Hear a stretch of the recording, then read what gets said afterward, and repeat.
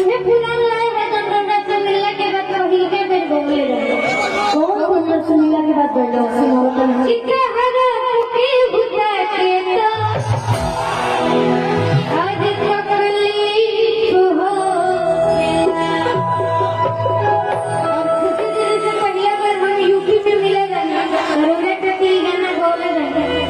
लेकिन इन्हें नहीं करो हमारा गाना आएगा अगर प्यार होते तो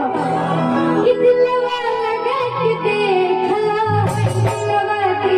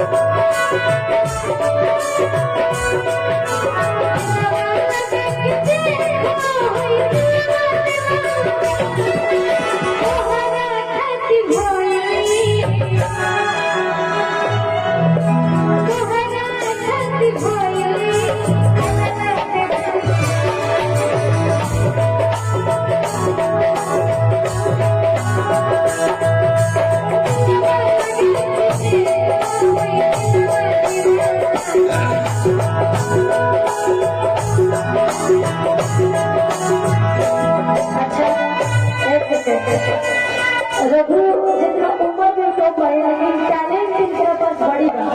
तो हम चाहते हैं कि जोरदार ताली बजा दिया आप सब बाबू के मनोबल बढ़ाए खातिर काहे कि बहुत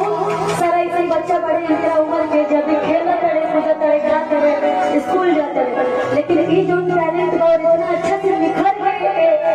समाज के बीच में आवा हमारा शुभकामना बच्चे बहुत आगे बढ़ा और एक लाइन हम इतने संग के प्यार दया और गोविंद प्यारे प्यार दया और गोविंद भाई जाने के तैयार होता जाने के तैयार होता कसरत दुआरे ये संग के प्यार दया और गोविंद भाई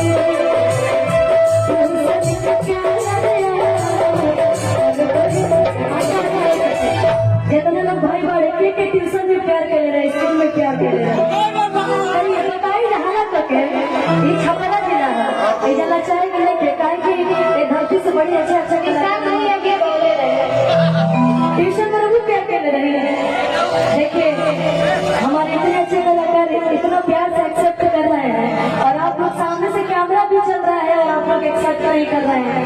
क्योंकि आजकल का जो प्यार है ट्यूशन से ही स्टार्ट होता है स्कूल लाइफ से स्कूल से जाते जाते तक यहाँ तक आता है काहे कि जब सतयुग के प्यार है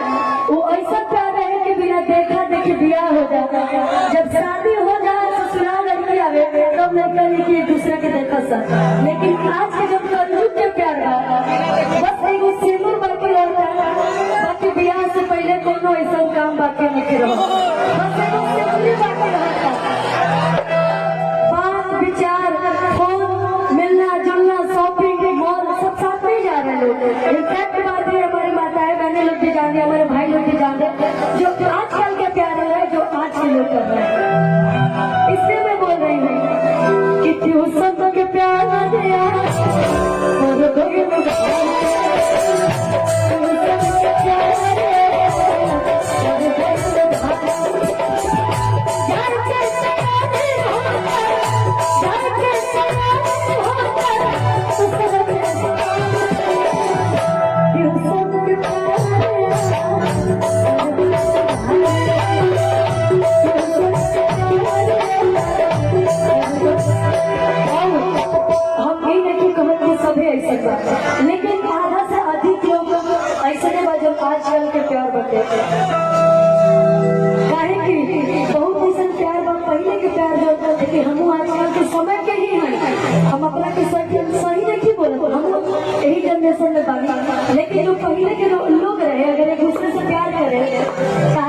नहीं के सिखा क्या कि तारी उम्र नहीं के सीखे के अपन भाई लोग से हमको आता थी पहले के जब प्यार है ना अगर प्रेमी ना मिले ना तो ओकरा के देख के पूरा उम्र गुजारते लोग अभी तक वो लोग ऐसा ऐसा धरती पे इंसान बाढ़ कि अगर सच्चा प्यार नहीं मिला तो उसके याद में पूरे जीवन बिता देते हैं लेकिन शादी नहीं करते लेकिन आज का प्यार क्या है प्यार नहीं मिला तो कोई बात नहीं फिर दूसरा प्यार तीसरा प्यार बहुत सारे ऐसे लोग हैं मैं सबको नहीं बोल रही क्योंकि मैं भी इसी जनरेशन में हूँ क्या जितने